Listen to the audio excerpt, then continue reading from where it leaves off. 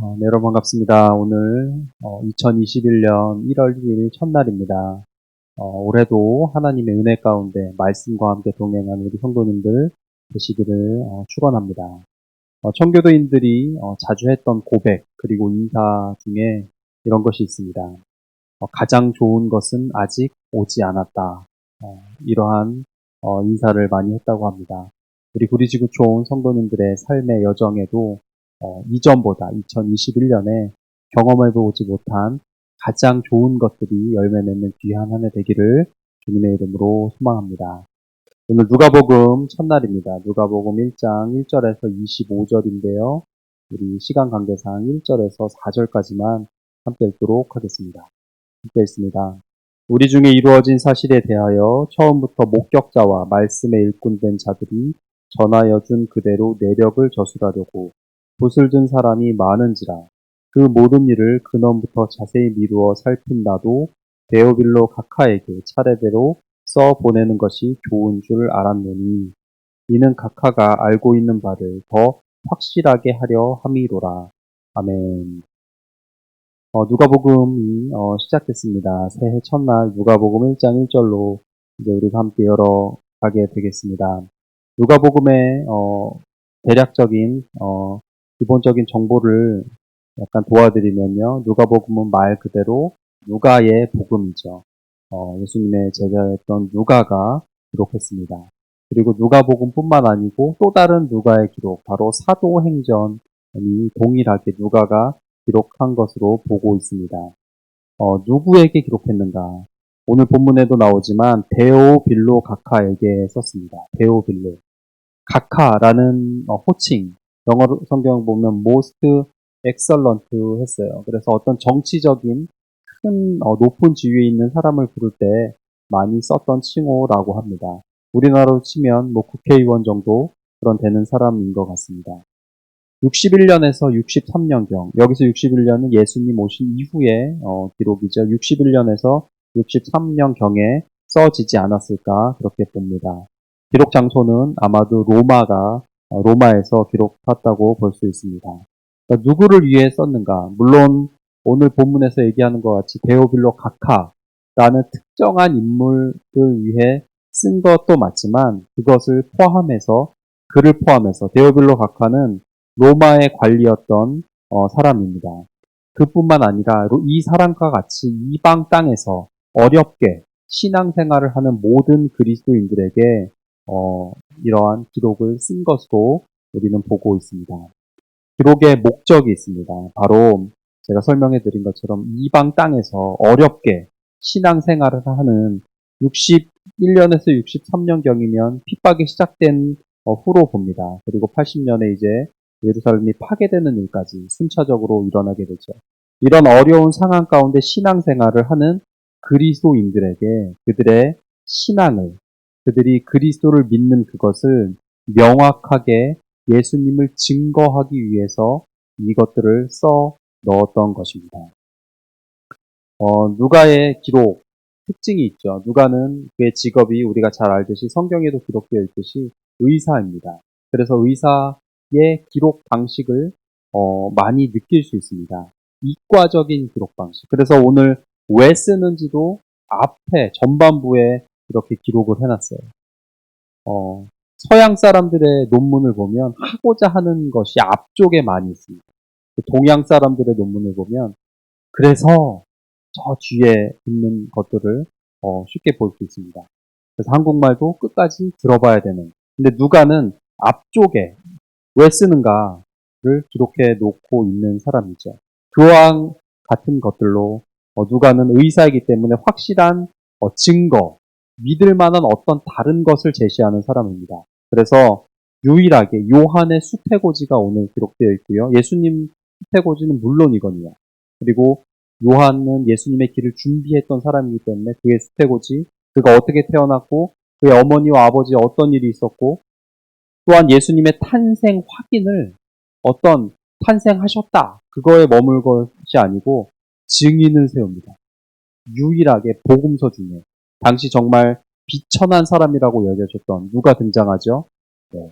저희 로비에 보면 얼마 전까지 그림이 있었습니다. 예수님이 탄생하고 동방박사 있고 또 사람들이 있었다. 목자들을 등장시킵니다. 그래서 목자들이 증인으로 보았다. 그들까지 등장시킵니다. 왜요? 이과적 사고방식과 기록의 태도인 것이죠. 그리고 유일하게 또 어린 예수님의 이야기까지 차례차례 오늘 매일 성경이 얘기하고 있는 것처럼 차례차례 기록한 모습을 볼 수 있습니다. 그래서 왜 이렇게 했느냐? 왜 의사의 이 특징의 기록을 기록했느냐? 이 누가복음의 목적이 무엇이냐? 복음서의 목적, 성경의 목적이 무엇이냐? 4절에 함께 읽습니다. 이는 각하가 알고 있는 바를 더 확실하게 하려 함이로라 했습니다. 신앙생활의 목적, 성경을 읽는 목적이라고도 할 수 있습니다. 우리의 경건 생활의 목적이고요. 예배를 드리는 말씀을 묵상하고 우리가 더 알고자 하는 그 목적, 바로 알고 있는 바, 그것. 우리가 믿는 예수 그리스도에 대한 그 알고 있는 믿음에 대한 믿음을, 하나님을 아는 것을 더 확실하게 하려 함이로라 했습니다. 축복하기는 올해 2021년 이루고자 하는 것들 다들 있으실 겁니다.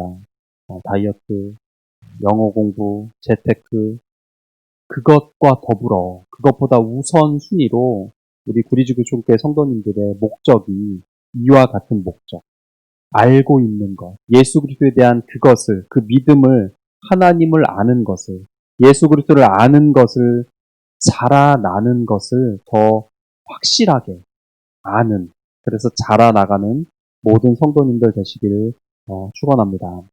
우리가 돌아오는 1월 11일부터 어른성경학교, 이번엔 겨울 어른성경학교죠. 성경학교 시즌2입니다. 시작하는데요. 주제가 이겁니다. 우리 지난 여름에는 나홀로 성지순례 해서 성지순례 컨셉으로 이제 가이드북 또 목사님도 모시고 했는데요. 이번에는 주제가 나홀로 성숙 여행입니다. 살아있는 생명체는 자라가야 한다는 거죠. 성숙해져야 한다는 겁니다. 자라지 않는 자녀를 보는 부모의 마음은 참 아픈 것 같습니다. 반대로 자라는 자녀를 보는 부모의 마음은 기쁜 거죠. 우리 성도님들이 믿음이 자라감으로 많은 열매가 맺고 하나님의 기쁨이 될 수 있다는 거죠. 이번 어른 성경학교를 통해서 그러한 시간, 믿음이 성숙한 한 뼘 자라가는 귀한 시간이 될 줄로 확신합니다. 예수님께서도 동일하게 이 믿음의 자라지 못함에 대해서 성경에 보면 지적하셨던 예화들이 있습니다. 마태복음 8장에 보면 제자들과 예수님이 배를 타고 갈릴리 바다를 건너다가 풍랑을 만납니다. 근데요, 예수님께서 주무시다가 일어나서 제자들이 우리가 죽겠나이다 하면서 예수님을 깨우죠. 그때 예수님께서 일어나셔서 지적하시는 문제가 있습니다. 뭘까요? 왜 니넨 일기예보도 확인 안 했느냐가 아니었어요. 왜 배를 이렇게 작은 것을 골랐니? 그것도 아니었고요. 심지어 풍랑을 일었던 그 풍랑이 일게 했던 자연을 꾸짖으시기도 했지만 그것을 문제 삼으시진 않으셨어요. 예수님이 문제 삼았던 거, 영어 성경 보면 you 하면서 제자들을 가리킵니다. You of little faith 하셨어요. 뭐죠? 이런 작은 믿음의 당신들아, 이렇게 해석할 수 있죠. 여러분, 배를 흔든 건 풍랑입니다. 파도입니다. 근데 예수님은 뭘 지적하시죠? 제자들의 작은 믿음, 적은 믿음을 지적하세요. 어떻게 니들 그렇게 믿음이 정리하십니다. 그동안 믿음이 커질 만한 많은 이적들을 본 제자들인데 여기 마태복음 8장까지 여기까지 왔는데 니들 아직도 그 모양이니 그들의 자라지 않은 믿음을 지적하신다는 거죠. 다른 말로 하면 믿음이 컸다면 그들이 성숙한 믿음의 사람들이었다면 풍랑이 일어도 더 큰 태풍이 와도 배가 뒤집힐지언정 그렇게 허둥대고 죽겠나이다까지의 고백이 삶을 포기하고자 하는 그런 고백은 안 했을 거라는 것이죠. 반대로 예수님께서 믿음의 크기를 칭찬하신 사건이 또 있습니다. 누가복음 7장 또 마태복음 8장에 나오는 백부장의 하인의 치유 이적이죠. 예수님께서 오시는 것도 감당하지 못했겠습니다. 그냥 말씀만 하시면 내 하인이 낫겠나이다 했던 그 백부장을 보시면서 예수님께서 큰 믿음이다. 이스라엘에서 이보다 더 큰 믿음을 보지 못했다라고 말씀하시죠. 영어 성경 보면 great faith 했어요. little faith의 반대는 great faith라고 합니다. 우리 삶의 이 새해에 2021년에 여러분들의 삶 가운데에 풍랑이 이는 것 같은 그런 사건들, 또 하인이 아픈 것 같은 어찌할 수 없는 삶의 어려움들, 내가 어찌할 수 없는 삶의 정말 절벽 앞에 쓴 것 같은 그러한 삶들, 상황들, 그런 것이 없다고, 없을 거라고 성경은 얘기한 적이 없고, 우리의 삶도 그렇게 한 해 한 해 쉽지 않은 어려움들 가운데 우리가 살아가는 것 같습니다. 또한 작년에도 기도했지만 이루어지지 않았던 그 기도의 제목들, 하나님 도대체 언제 응답하시는가? 하나님 이거 결제 한번 해주시면 해결될 것 같은 그 문제, 하나님 때론 나를 그냥 두고 보고 계신 것만 같은 그 상황들, 그것이 없다고 누가 약속할 수 있겠습니까? 하지만 그럴 때에 우리가 하나님을 원망하기보다, 또 신세 한탄하기보다, 또 왜 기도를 사인을 안 해주시냐고 하나님을 향해서 삐지는 것보다 나의 믿음의 수준을 키운다면, 리틀 페이스에서 그레이트 페이스로 넘어간다면 어떠한 풍랑이 일어도, 또 어떠한 일이 있어도, 내가 어찌할 수 없는 상황 가운데서도 그 문제가 되지 않을 수 있습니다. 오늘 본문을 보면서 그런 어린이 설교했던 것이 생각났어요. 이집트에서 있을 때 그런 설교를 했었습니다. 교보제가 없기 때문에 박스로 제가 이렇게 오려가지고 테이프를 붙여서 비행기를 만들었어요. 그래서 비행기를 이렇게 멜빵처럼 쓰고, 네, 거기 이집트에 가면은 콥틱 교회라고 애들이 진짜 1000명 단위로 모이는 거예요. 그래서 그 비행기를 쓰고 제가 설교했던 기억이 있는데요. 주제는 이겁니다. 어떻게 쥐를 잡을 것인가? 쥐를 잡는 방법, 이겁니다. 한 비행사가, 제가 비행기를 썼다 그랬잖아요. 이제 비행을 하고 있는데 작은 경비 비행기였대요. 뒤에서 사각사각 소리가 들렸다는 겁니다. 뭐죠? 쥐가 비행기에 같이 탄 거예요. 그래서 전선을 뭔가 사각사각 하면서 갉아먹고 있었다는 겁니다. 정말 중요한 걸 끊어 먹으면 저 쥐가 이게 추락할 수도 있는데 어떡할까?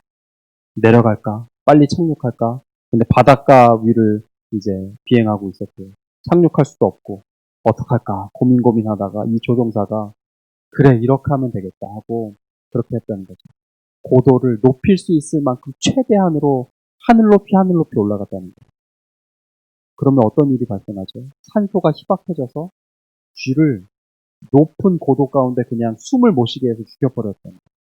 내가 높아지면 뒤에 있는 사각사각하는 저 쥐의 문제가 자연스럽게 해결이 된다는 거죠. 그래서 쥐를 잡자 해서 뭐 그렇게 갔더니 쥐가 죽었더라. 뭐 이런 설교였어요.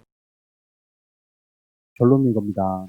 믿음의 수준을 키우는 우리 성도님들 되시길 소망합니다. 예수님이 믿음이 작은 자들아 라는 책망이 아니고 이만한 믿음을 보지 못했다. Great faith 그 수준에 가면 쥐가 죽는다는 거죠. 여러분들의 그 쥐가 자연스럽게 해결이 문제는 문제지만 문제가 아닌 것의 믿음의 수준으로 우리가 2021년 날아보고 올라가 보자는 얘기입니다. 새해 첫날 우리가 함께 자라길 소망합니다. 어떻게 자랄까요? 짧게 설명드리면 간단합니다. 어떻게 자라야 될까요? 어떻게 잘 자랄까요? 간단합니다. 잘 먹으면 잘 자라죠. 말씀을 많이 먹으시고 많은 기도 가운데 소화시키시고 영적 성장은 노력에 비례합니다. 구원은 하나님의 한 번의 은혜로 예수 그리스도 안에서 우리가 전적으로 할 수 있는 것이 아무것도 없지만 그 이후에 영적 성장, 믿음의 분량의 장성함은 우리의 노력에 비례합니다. 더 드십시오. 더 말씀을 가까이 하시고 더 기도 가운데 나가시고 안 들릴지언정 더 들으십시오. 피곤함을 극복하는 노력이 있어야 됩니다. 우리가 영상 예배로 계속해서 코로나 가운데 가고 있는데 어쩌면 이와 같은 때에 우리가 더 못 먹는 것 같기도 합니다. 다시 말씀으로, 다시 기도로, 불편하지만 영상 예배로 하나님의 임재를 구하시고 예수님 앞에서 안주하지 마시고 자라나는, 그래서 예수님께서 칭찬하셨던 그 백부장처럼 great faith, 이만한 믿음을 구리에서 남양주에서 보지 못했다. 그와 같은 칭찬을 듣는 모든 성도님들 되시길 간절히 축원합니다. 기도하겠습니다. 기도하실 때 적은 믿음에 머물지 않게 하옵소서. 문제가 아니라 나의 믿음을 지적하시는 예수님의 그 말씀에 반응하여 나의 믿음의 크기를 알게 하시고 큰 믿음, 위대한 믿음으로 하루하루 성숙하게, 성실하게 자라가는, 또 그러기 위해서 우리가 노력하게 하시고 부지런히 예배와 말씀 가운데, 기도 가운데 하나님 앞에서 자라가는 삶 살게 하여 주시옵소서. 함께 기도하겠습니다.